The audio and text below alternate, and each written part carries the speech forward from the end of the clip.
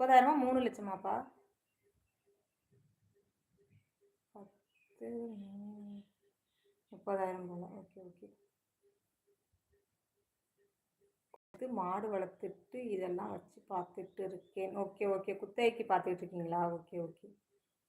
ஹிண்டியா, ஹைடா ஏதோ சொல்லியிருக்காங்களே யாரோ ஒருத்தவங்க.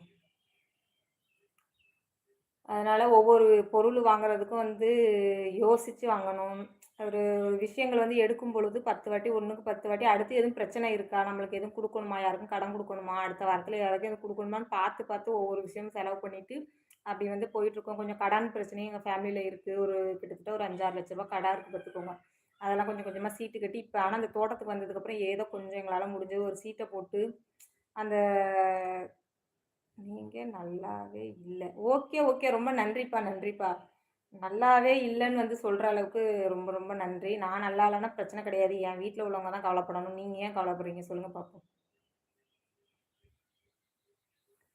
நீங்க ஏன் கவலைப்படுறீங்கப்பா? உங்களுக்கு என்ன? உங்க வீட்ல உள்ளவங்கள போய் பாருங்க. ஓகேங்களா?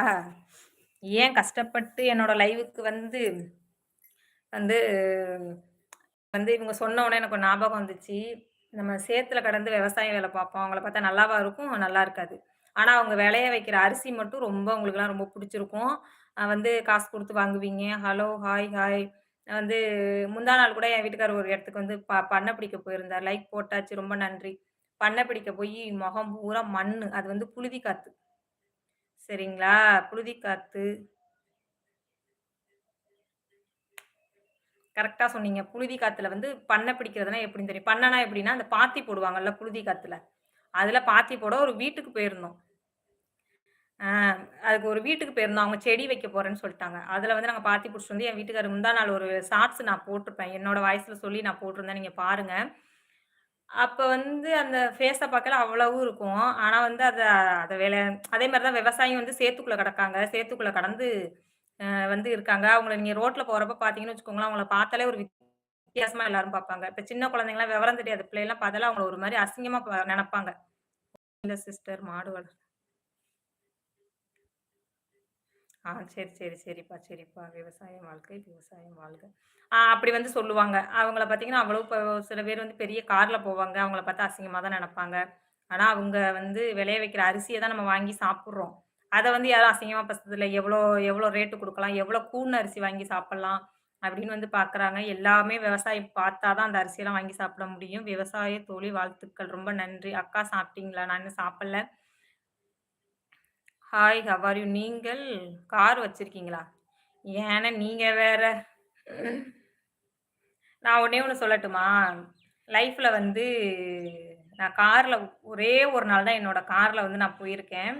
நீங்கலாம் போயிருப்பீங்க. ஏதோ ஒரு அவசரத்துக்கு, ஆத்திரத்துக்கு வந்து நீங்க கார்ல வந்து போயிருப்பீங்க. ஏதோ ஒரு ஒரு லிஃப்ட் குடுப்பாங்க. யாரோ வந்து கேட்டு போயிருப்பாங்க. அப்படி கூட நான் கார்ல போனதே கிடையாது. அத வந்து சொல்லும் பொழுதே எனக்கு வந்து அப்படி ஒரு மனசுல வேதனையா இருக்கும். சில டைம்லாம் நம்மள ரோட்ல போகையில நான் நிப்பேன். நின்னுட்டு யோசிப்பேன். எல்லாருமே கார்ல போவாங்க. பஸ் ஸ்டாப்ல நின்னுட்டு இருப்பேன். என் பசங்கள விட ஒவ்வொரு நாளுமே 1/4 மணி நேரம், ஒரு 10 நிமிஷம் பஸ் ஸ்டாப்ல போய் நிக்கணும். அப்பலாம் அந்த காரெல்லாம் பார்த்துட்டு யோசிச்சுட்டே இருப்பேன். நம்மளும் என்னைக்கோ ஒரு நாள் நம்ம பசங்கள கூட்டிட்டு கார்ல போயிற மாட்டோமான்னு யோசிச்சப்ப தான் வந்து இப்போ 2 மாசத்துக்கு முன்னாடி அம்மா வந்திருந்தாங்க ஊர்ல இருந்து. அப்ப என் பசங்களலாம் கூட்டிக்கிட்டு கண்டிப்பா கார்ல நம்ம போவோம் இந்த வாட்டி. ஏன்னா அங்க வந்து அந்த டைம்ல வந்து ஒரு இது பண்ணியிருந்தாங்க. வந்து எங்க போயிருந்தாங்க அப்படின்னு பார்த்தீங்கன்னா, மணிமுத்தார் போயிருந்தோம். அப்ப வந்து அங்க ஆட்டோ பர்மிஷன் கிடையாது. பஸ்ல போறவங்களுக்குலாம் அங்க உள்ள அலோடே கிடையாது. அப்ப கார் புடிச்சு தான் போணும்னு சொல்லியிருந்தாங்க. அம்மாவ கூட்டு போணும்னு ரொம்ப ஆசை.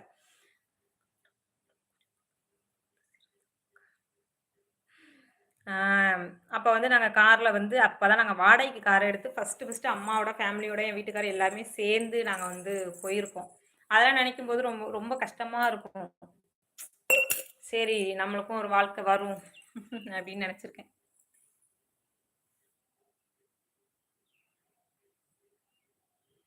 காற்று மட்டும் குறிப்பு பயணிக்கும் குறித்து சிறந்த கார்.